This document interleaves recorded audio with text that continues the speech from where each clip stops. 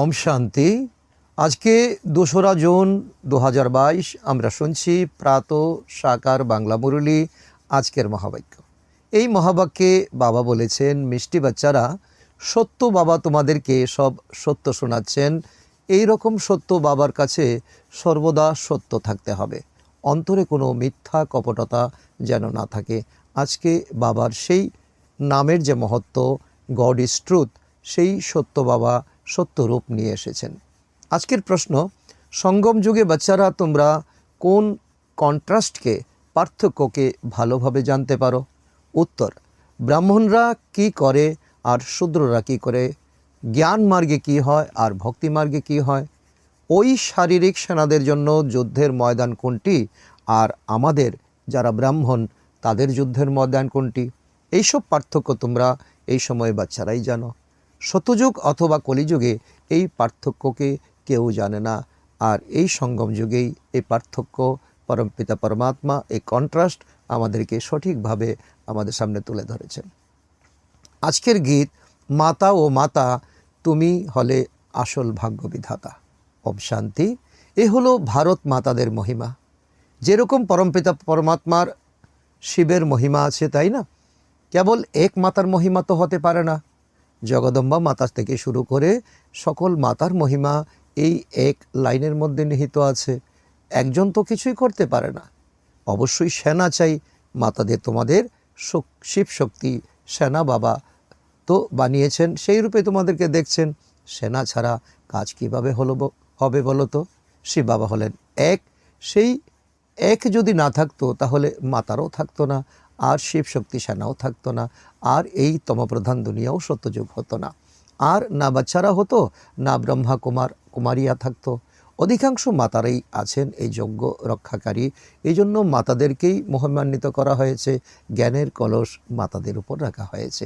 ভারত মাতারা হলেন শিব শক্তি, গুপ্ত সেনা আর অহিংসক। দুনিয়ার সেনারা হলো হিংসক। কোনো প্রকারের হিংসা এই মাতারা করতে পারে না, শিব শক্তিরা করতে পারে না। হিংসা তো সংসারে দুই প্রকার হয়ে থাকে, এক হলো কাম কাটারি চালানো, দ্বিতীয় হলো গুলি ইত্যাদি চালানো, কাউকে ঘায়েল করা, মার পিট করা ইত্যাদি ইত্যাদি, ক্রোধ করা, প্রহার করা। এই সময় যে সমস্ত শারীরিক সেনা আছে দুনিয়াতে দেশ রক্ষাকারী, তারা দুই প্রকারের হিংসাই করে থাকে। আজকাল বন্দুক ইত্যাদি চালানো মাতাদেরকেও শেখানো হয়, মাতারও যুদ্ধের ময়দানে যাচ্ছে। তারা হলো লৌকিক বা শারীরিক মাতৃসেনা। আর এখানে আধ্যাত্মিক শিক্ষা প্রাপ্তকারী তোমরা ব্রাহ্মণরা, আত্মিক সেনার দৈবী সম্প্রদায়যুক্ত মাতারা, তোমাদের দিব্য গুণে তোমরা ভরপুর, তাই না? সেখানে কতই না ড্রিল ইত্যাদি শেখানো হয়, পাহাড়ের উপর, জলের উপর, সমতলের উপরে। তোমরা হয়তো কখনো কখনো ময়দানে যাওনি। তারা অনেক পরিশ্রম করে দেশ রক্ষা করার জন্য, শত্রুকে দমন করার জন্য। কাম বিকারেও তারা যায়। এরকম খুব কমই থাকে যে কেউ কেউ বিবাহ করে না। সেই মিলিটারিতেও অনেক কিছু শেখানো হয়, ছোট ছোট বাচ্চাদেরকেও শেখানো হয়। তারাও হলো সেনা আর এরাও হলো সেনা। সেনাদের জন্য তো গীতাতে ভালো করে বিস্তারে লেখা আছে, কিন্তু প্র্যাকটিক্যালি কি আছে এটা তো বাস্তবে তোমরাই জানো। আমরা কতটা না গুপ্ত। আজকে আমরা গুপ্ত, একদিন আমরা প্রখ্যাত হব। শিব শক্তি সেনারা কি করে, বিশ্বের মালিক কিভাবে হয়, একে বলা যায় যুদ্ধস্থল। এই সময় মায়ার সঙ্গে আমাদের যুদ্ধ। বিচারের এখন অনেক রকমের পরিবর্তন ঘটবে। বিচারের উপর মায়া অনেক রকমের বাধা দান করবে, আর এই বাধা থেকে নিজেকে রক্ষা করা। তোমাদের যুদ্ধের ময়দান হলো গুপ্ত। যুদ্ধের ময়দান এই বিশ্ব নাট্যমঞ্চকেই তো বলা হয়, তাই না? পূর্বে মাতারা যুদ্ধের ময়দানে যেত না, এখান থেকেই সম্পূর্ণ তুলনা করা হয়। দুরকম সেনাতেই মাতারা থাকেন, তবে সেখানে অধিকাংশই পুরুষ, আর এখানে অধিকাংশ মাতারা আছেন যজ্ঞ রক্ষাকারী। যজ্ঞের কলস, জ্ঞানের কলস মাতাদের উপরই রাখা আছে। পার্থক্য তো আছে, তাই না? এই সময় পার্থক্য তো তোমরাই বুঝতে পারছো। জ্ঞান মার্গ আর ভক্তি মার্গ, এটাই হলো লাস্ট কন্ট্রাস্ট। তারপর দুনিয়া পরিবর্তন হবে, তোমরা সুখের দুনিয়াতে যাবে, সুখধামে যাবে। সত্যযুগে পার্থক্যের কোনো কথাই থাকবে না। বাবা এসে পার্থক্য এই সময় বাচ্চাদেরকে অনুভব করাচ্ছেন, বলে দিচ্ছেন ব্রাহ্মণরা কি করে আর শূদ্ররা কি করে।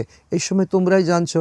কিছুদিন আগে তো তোমরা শূদ্র ছিলে, কি করে এসেছিলে, আর এখন তোমরা ব্রাহ্মণ হয়েছো, এখন তোমরা কি করছো।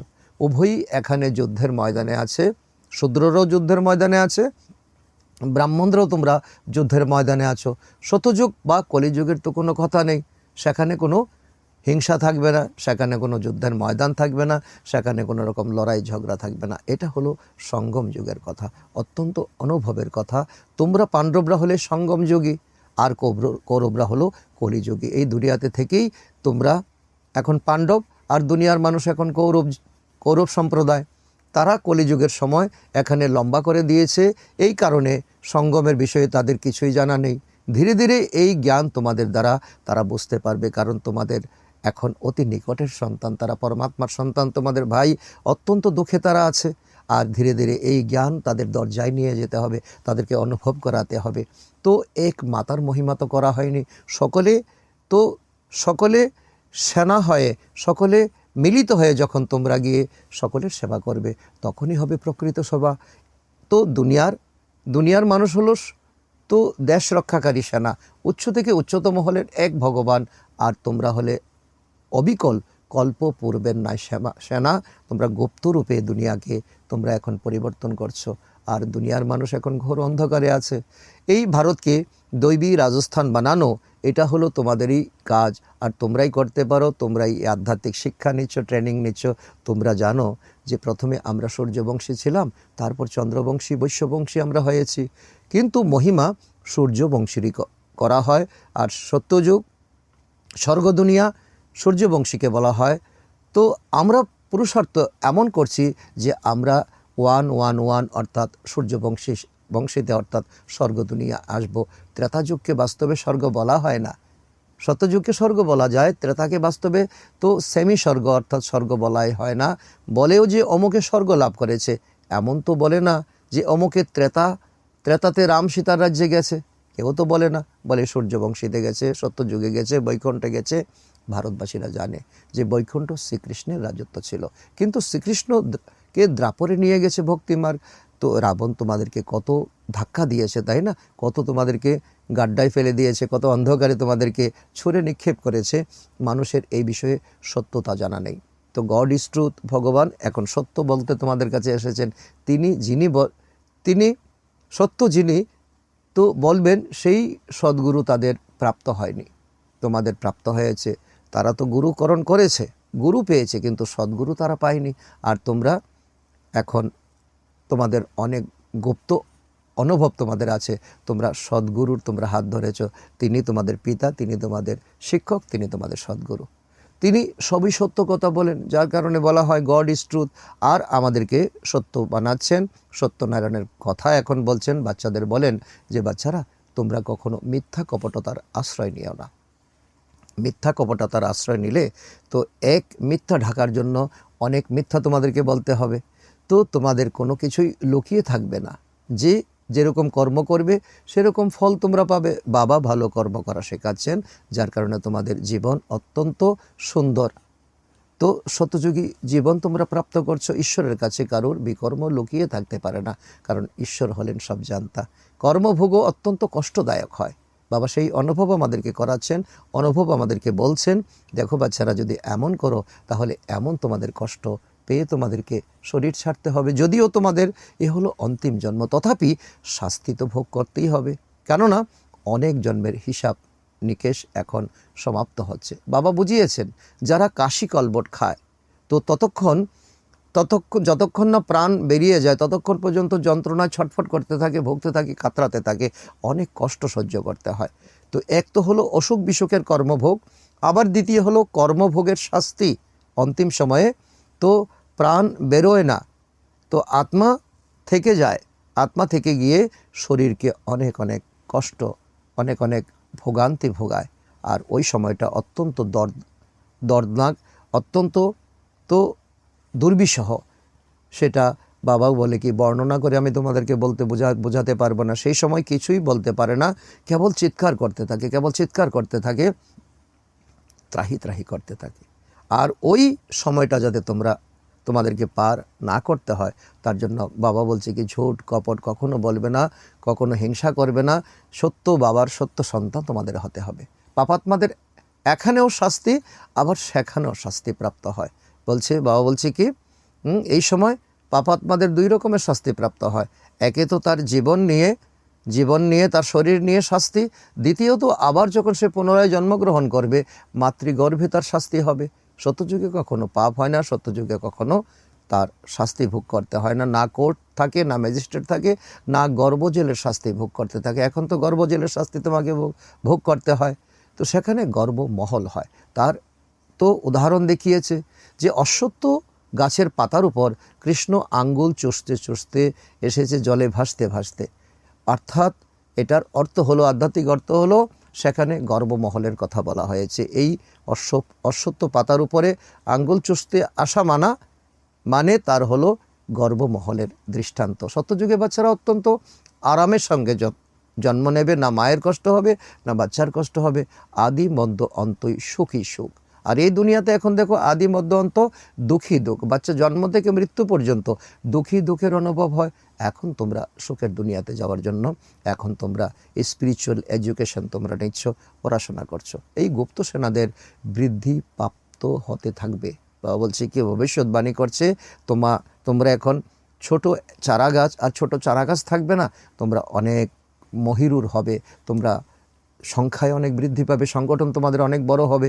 যে যত অন্যদেরকে রাস্তা বলে দেবে, তত উচ্চ পদ তোমরা প্রাপ্ত করবে। পরিশ্রম করতে হয় স্মরণে থাকার জন্য। অসীমের উত্তরাধিকার যেটা প্রাপ্ত করেছিলে, সেই সব তো তোমরা হারিয়ে ফেলেছ। তোমরা সত্যযুগে ছিলে, বৈকুণ্ঠে ছিলে, সেই সব তো এখন আর তোমাদের আত্মার মধ্যে সেই সংস্কার নেই। এখন আত্মা তমপ্রধান হয়ে গেছে। এখন তোমাদের শরীর তো জরাজীর্ণ হয়ে গেছে, তাই না? এখন পুনরায় সেগুলোকে তোমরা প্রাপ্ত করছো যোগ পুরুষার্থের দ্বারা। তো জ্ঞান যোগের দ্বারা ঈশ্বর তো শরণাপন্ন হয়ে ঈশ্বরের সঙ্গে সংযুক্ত হয়ে সেই অধিকার এখন তোমরা প্রাপ্ত করছো। লৌকিক বাবা, পারলৌকিক বাবা দুজনকেই তোমরা স্মরণ করো। শতযুগে এক লৌকিক বাবাকেই তো স্মরণ করে, শতযুগে পারলৌকিক পিতার স্মরণ করার কোনো প্রয়োজন থাকবে না। সেখানে পারলৌকিক বাবার কোনো প্রয়োজন পড়বে না। সেখানে সুখ সমৃদ্ধিতে তোমরা ভরপুর থাকবে।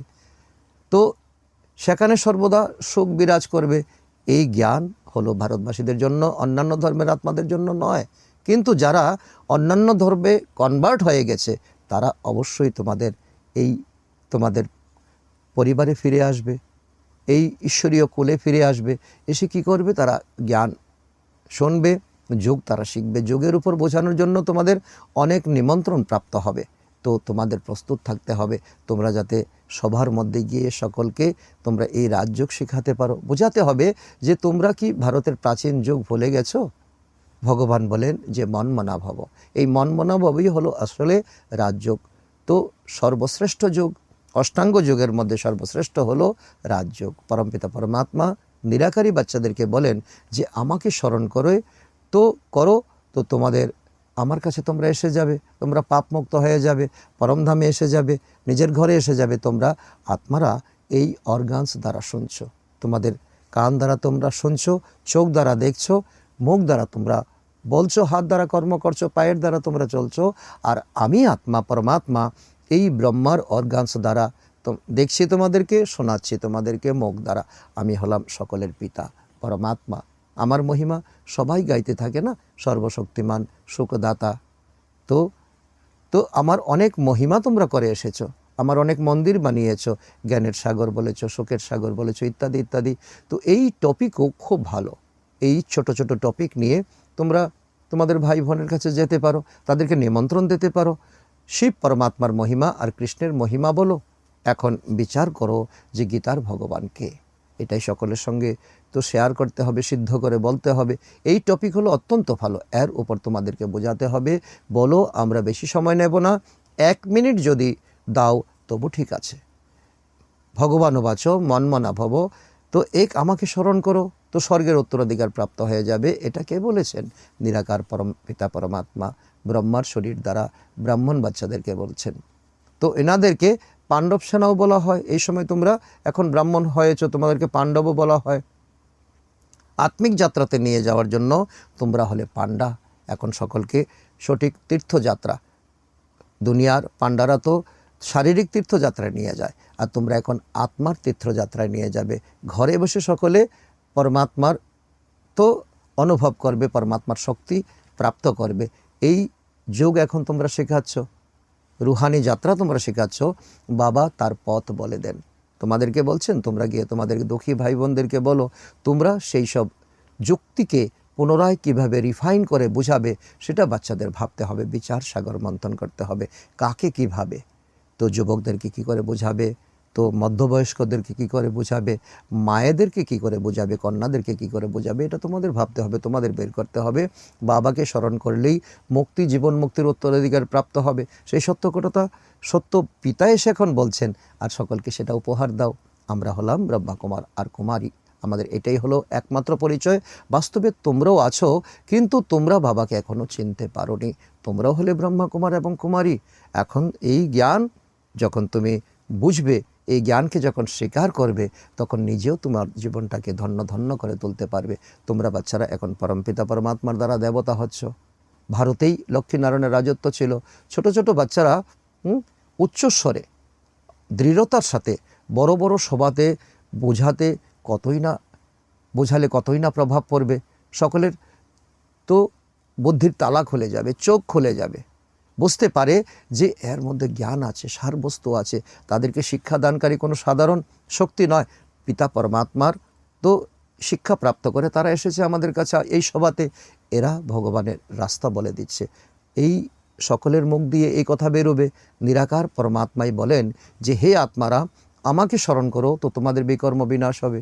গঙ্গা স্নান, তীর্থ ইত্যাদি জন্ম জন্মান্তর করতে করতে তোমরা পতিত হয়ে গেছো, একেবারে পাপী হয়ে গেছো। ভারতের এই উন্নতি কলা অবনতি কলা হয়ে থাকে। আর এই তোমরা ভারতবাসী, তোমাদের এখন অবনতি কলা হয়েছে। এখন তোমাদের পরমাত্মাকে স্মরণ করে তোমাদের উন্নতির শিখরে পৌঁছতে হবে। বাবা রাজ্য শিখিয়ে উন্নতি কলা অর্থাৎ স্বর্গের মালিক বানাচ্ছেন। পুনরায় মায়া রাবণ নরকের মালিক বানিয়ে দেয়, তো অবনতি কলা বলা হয়, তাই না? প্রতি জন্মে একটু একটু করে তোমরা অবনতি কলাতে নামতে থাকো। জ্ঞান হলো উন্নতি কলা, ভক্তি হলো অবনতি কলা। এই সত্য এখন জেনে যাও সত্য পিতার থেকে। বলেও যে ভক্তির পর পুনরায় ভগবান প্রাপ্ত হয়, তো ভগবানই জ্ঞান প্রদান করেন, তাই না? এটাই তো প্রমাণিত হলো। তিনি হলেন জ্ঞানের সাগর। জ্ঞান অঞ্জন সদ্গুরু দিয়েছেন, অজ্ঞান অন্ধকার বিনাশ হয়ে গেছে। সদ্গুরু তো হলেন এক পরমপিতা পরমাত্মা। এই সত্যে প্রতিনিয়ত হওয়া, এই সত্যে নিজেকে টিকিয়ে রাখা, এটা হলো অত্যন্ত কারিগরি বিদ্যা। মহিমা সদ্গুরুর আছে নাকি গুরুদের মহিমা? গুরু তো অনেক আছে, তাই না? সদ্গুরু হলেন এক, গুরু তো ঘরে ঘরে। কিন্তু এই গুরু সদ্গুরু হলেন পিতা পরমাত্মা। তিনিই সদ্গতিদাতা, পতিত পাবন, মুক্তিদাতা, দুঃখহর্তা, সুখকর্তা। এখন বাচ্চারা তোমরা ভগবানও বাচো শুনছো, ভগবানের কথা তোমরা শুনছো, তোমরা জীবন তোমাদের ধন্য ধন্য হয়ে যাচ্ছে। এক আমাকে স্মরণ করলে তোমরা আত্মারা শান্তিধামে চলে যাবে, সেটা হলো শান্তিধাম। আর এটা হলো তো দুঃখধাম, আর ওইটা হলো যেখানে তোমরা যাচ্ছ সেটা হলো সুখধাম। শান্তিধাম, সুখধাম আর দুঃখধাম। তোমরা কি এটাও বুঝতে পারছো না যে এখন তোমাদের কোথায় যেতে হবে, কি করতে হবে? বাবাই এসে প্রতি দুনিয়াকে পবিত্র বানাচ্ছেন। তোমরা জানো বাচ্চারা যে অসীমের সুখ প্রদানকারী হলেন অসীমের বাবা, আমাদের পিতা, আমাদের পরমেশ্বর। অসীমের দুঃখ প্রদান করে রাবণ, সে হলো বড় শত্রু তোমাদের। তো সেই রাবণকে তোমরা বৎসর তোমরা জ্বালাও। এটাও কারোর জানা নেই যে রাবণ রাজ্যকে পতিত রাজ্য কেন বলা হয়, রাবণ আমাদেরকে কি ক্ষতি করেছে। এখন বাবা সমগ্র রহস্যকে উন্মোচন করেছেন, আমাদেরকে বুঝিয়েছেন। প্রত্যেকের মধ্যেই এই 5টি বিকার প্রবেশ হয়েছে। কার দ্বারা? রাবণের দ্বারা। এই জন্য রাবণের 10 মাথাযুক্ত দেখানো হয়েছে, 5 স্ত্রীর, 5 তো পুরুষের। এই কথা বিদ্বান পণ্ডিতরা জানেই না বাস্তবে রাবণের 10 মাথা কেন। এখন বাবা বোঝাচ্ছেন যে রাম রাজ্য কবে থেকে কতদিন পর্যন্ত চলে, এই অসীমের হিস্ট্রি জিওগ্রাফি বাবা বোঝাচ্ছেন। আর এই হিস্ট্রি জিওগ্রাফি সকলকে এখন বোঝাতে হবে। অনেক বড় দায়িত্ব তোমাদের। রাবণ হলো ভারতের সীমাহীন শত্রু, সে কতই না দুর্গতি করেছে। ভারতই স্বর্গ ছিল, সেটা ভুলে গেছো তোমরা। এখন বাচ্চারা তোমাদের বাবার শ্রীমত প্রাপ্ত হচ্ছে, বাচ্চারা বাবাকে স্মরণ করো। অল্ফ আর বে অর্থাৎ আল্লাহ আর বাদশাহী, পরমপিতা পরমাত্মা স্বর্গের স্থাপনা করেন, রাবণ পুনরায় নরক স্থাপনা করে। তোমাদেরকে তো স্বর্গ স্থাপনকারী বাবাকে স্মরণ করতে হবে, রাবণকে নয়। যদি গৃহস্থ ব্যবহারে থাকো, বিবাহ অনুষ্ঠান ইত্যাদিতে যাও, যখনই সময় পাবে বাবাকে স্মরণ করবে। সকলকে এই বাবার স্মরণের যাত্রাকে বোঝাবে। শরীর নির্বাহের জন্য কর্ম করেও তো যার সাথে তোমাদের বিবাহ হয়েছে, পরমাত্মার সঙ্গে তোমাদের তো এখন বিবাহ বন্ধন হয়েছে, সেই পরমাত্মা বাবাকে স্মরণ করতে হবে।